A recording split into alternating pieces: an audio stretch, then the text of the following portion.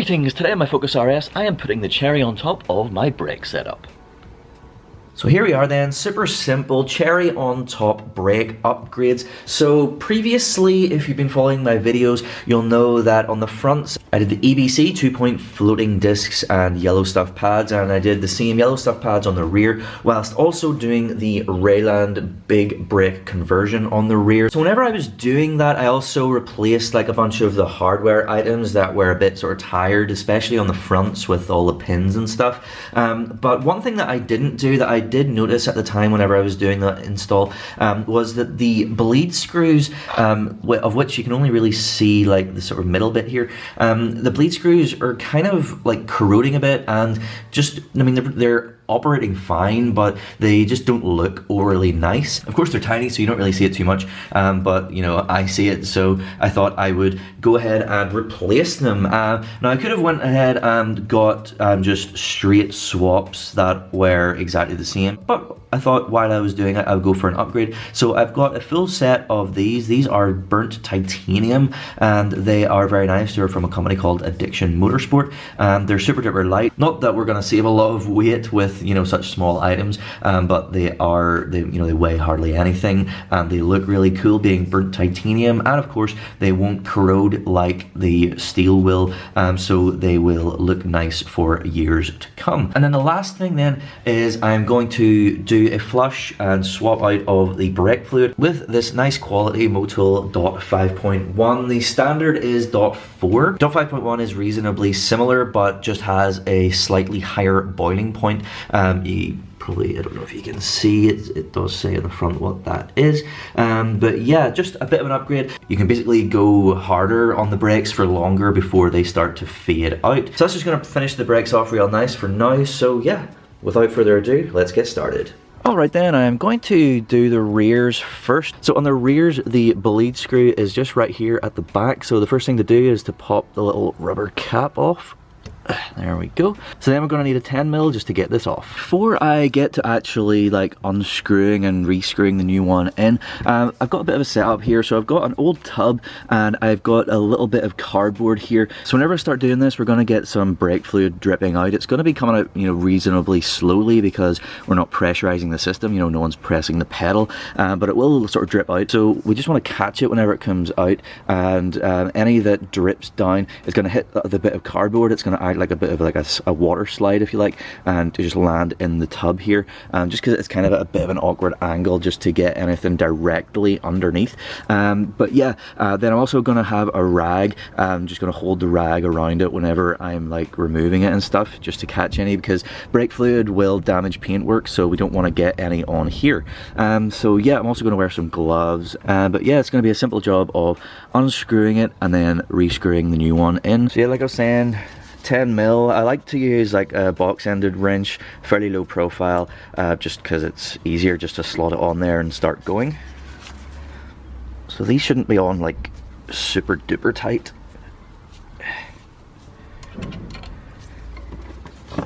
Ooh.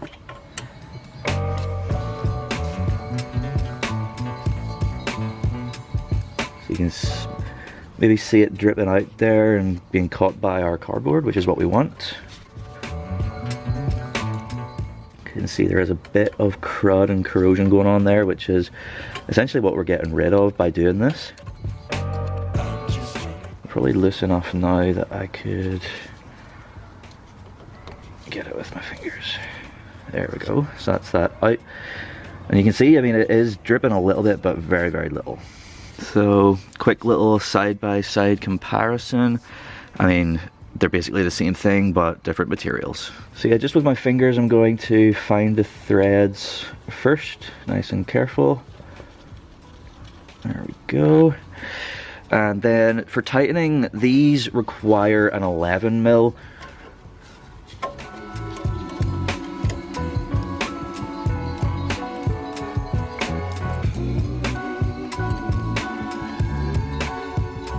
Okay, so it'll get tight pretty sort of suddenly. And then at that point, you just want to sort of give it a bit of heft, just to tighten it nice and snug, and that should be that. So what I'll do now, just give it a wee wipe down, And once we do that, it should not be dripping anymore. So if you think you got any of the fluid on the paint here, at this point it's probably a good idea to grab some brake cleaner and just to clean that all off.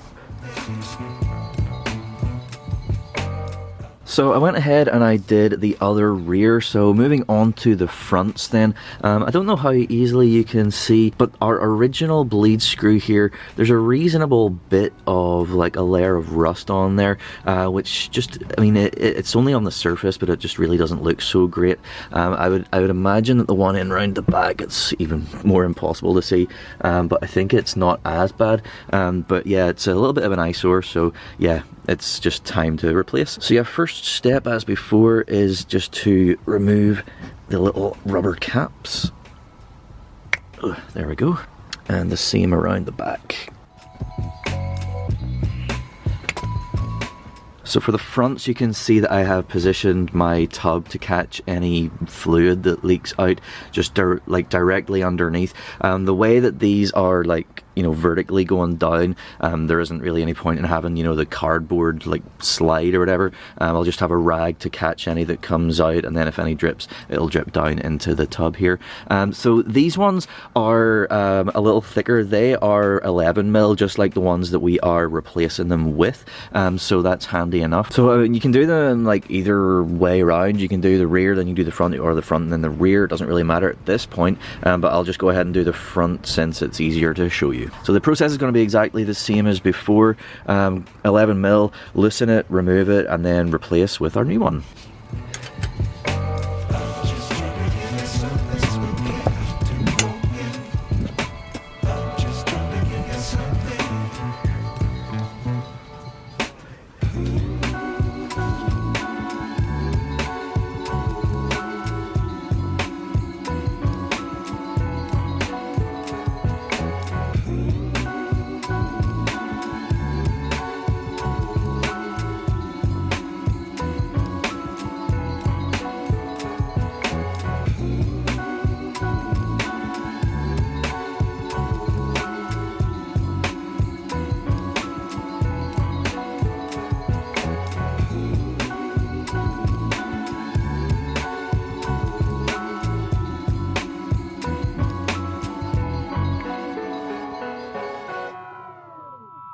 Okay, so that's the outboard one in, tightened a bit, and I did get a little bit of fluid around the base here and a little bit down here, so I'm just going to grab my brake cleaner and a fresh rag.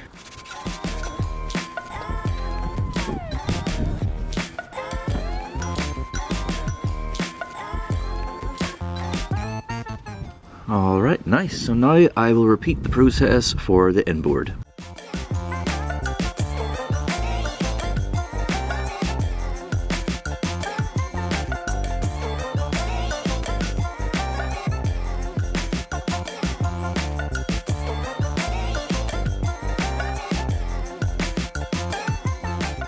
So these are the two screws that I took out. The one on the left there is the inboard and the one on the right is the outboard. The inboard does have less corrosion, certainly around the top, but I don't know how easy it is to see. There was a little bit of corrosion starting to happen just around the bottom, but that's not a huge deal, but you know, good to get them replaced. Okay, looking nice. Now we can move on to the brake fluid. Under the bonnet then, we have to take the cap off of the reservoir, so just twist that off. Now what we're going to do first is remove all the old fluid. You can kind of see it in there, that sort of slightly murky yellow stuff. If you've ever watched a video or read up on people flushing their brakes, you're probably familiar with them using the turkey baster to like suck out all the old fluid. What I'm going to use instead, basically a big syringe with a pipe on the end. So this is it here. You get these pretty cheap off of like eBay or Amazon, and then what I'm going to do is whenever I fill this up, then I'm going to dump it into my waste bottle here. So yeah, just gonna keep going until nothing more is coming out.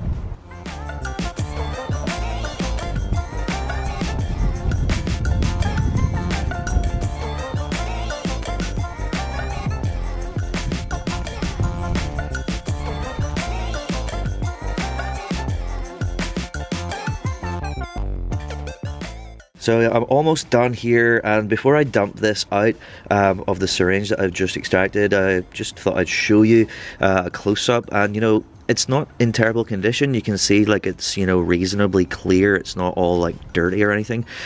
So yeah, it's not like I'm like desperately in need of changing this fluid.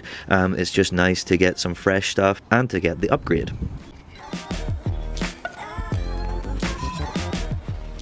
Alright, so for filling this up and then bleeding, the traditional method would be just to like fill up, then go round to each corner and have an assistant sit in the driver's seat and pump the pedal while you open the bleed screw, and sort of repeat that process of pumping and opening and closing the screw until the new fluid is coming through and there's no air bubbles. But I, at the moment, am alone. I don't have an assistant here, so I am going to use a different method. The method that I'm using uses this thing that I've acquired. So this is like a pump that basically enables you to pressurize the system whilst also pushing in your new fluid. So essentially it is a one-man bleeding operation, one-man like flush and bleeding operation. So we open up this cap right here, we fill up our new fluid, then we close that off, then we pump it up and we get it to, I think it's 10 to 15 psi in a little gauge here.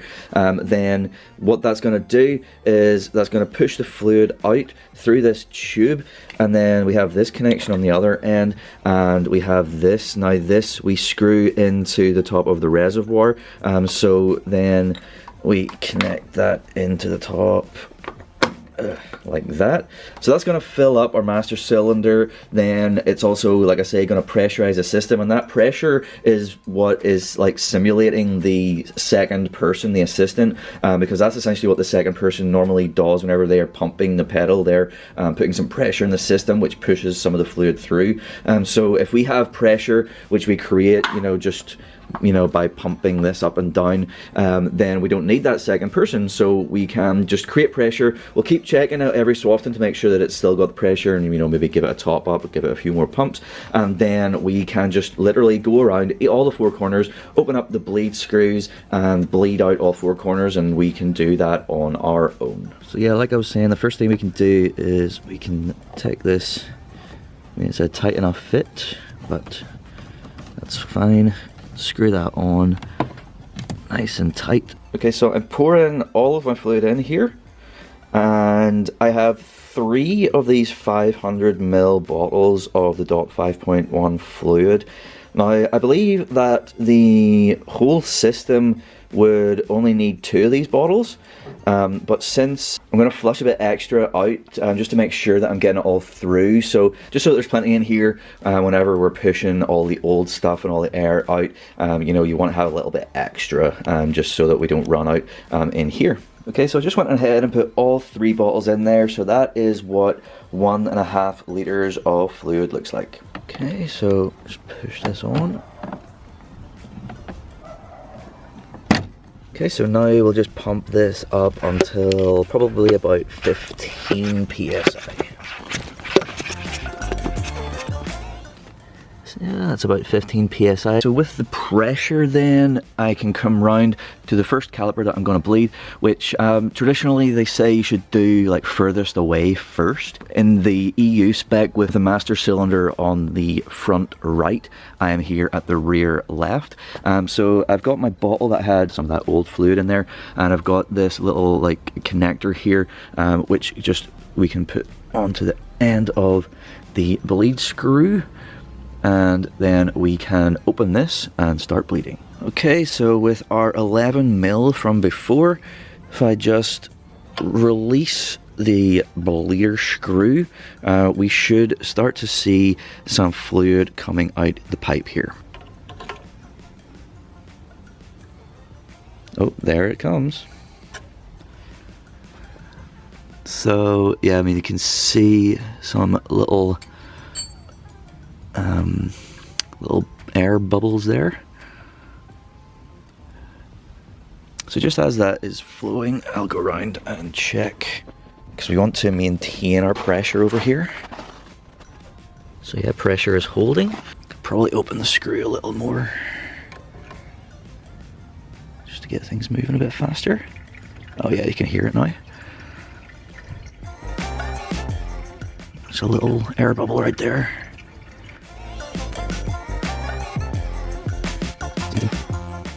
So I mean, to my eyes, that looks, you know, pretty good right now. It's coming through, no air bubbles at all. So I'm just going to close this up here.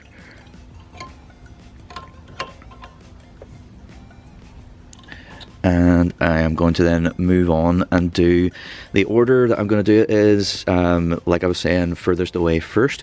So I'll jump over and I'll do the rear right, then we'll go front left, and then finally front right. We'll do the outboard and the inboard of the Brembos.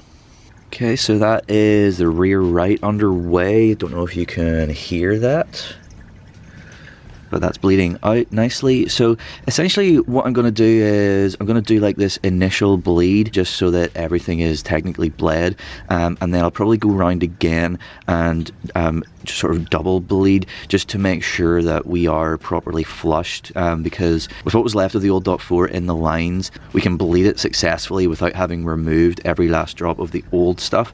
So I'm just going to get that done sort of first and then repeat this entire process just until I'm happy that we have fully flushed all the way through. All right, here we are in the front then. Like I was saying, this is front left and we are doing outboard first.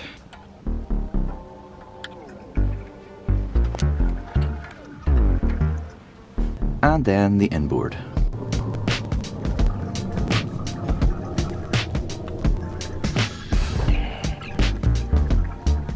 So then the exact same thing on the front right.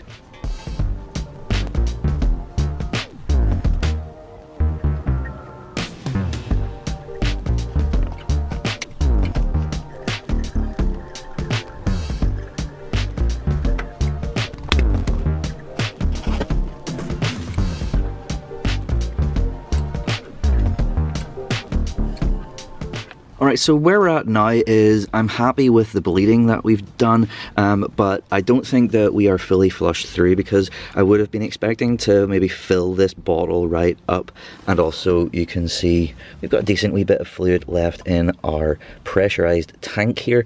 So what I'm going to do then, like I was saying before, is I'll go back to the start, starting with the furthest away, and I will essentially just let it bleed out, just do one final bleed around all four corners, and then I will be done. And of course, whenever you're done, remember to put your little nipple cap on there. Okay, there we are. I've skipped ahead and that is the last bit of bleeding done. Got the caps all back on and we're done. So I did remove a bunch more fluid, so you know there's very little left here, which is kind of what we want. So yeah, now it's time to disconnect this. Before we do, what we need to do is we need to like depressurize. So we just have this little valve here that we push. Woohoo!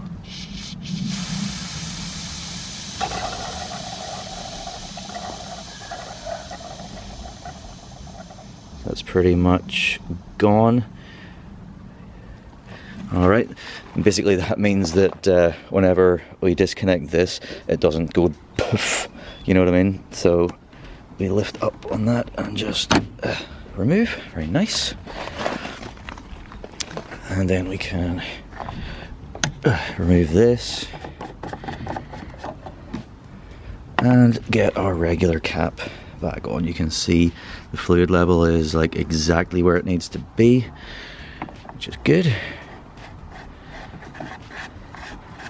Screw this on, there we go. So now I just need to put the wheel back on here and then I will be 100% complete. Well, there we go. That is all the new braking upgrades done on the RS. The new bleed screws look absolutely fantastic in that burnt titanium, and of course they're nice and new, and being titanium they're going to look better for longer, so that is great. And of course our new 5.1 fluid ready to go and hit the track. So all that is great. I really like it. I hope you like it too. I hope you like this video. Thank you so much for watching. Please do like, share and subscribe for more content to come very, very soon. Thank you once again. Goodbye.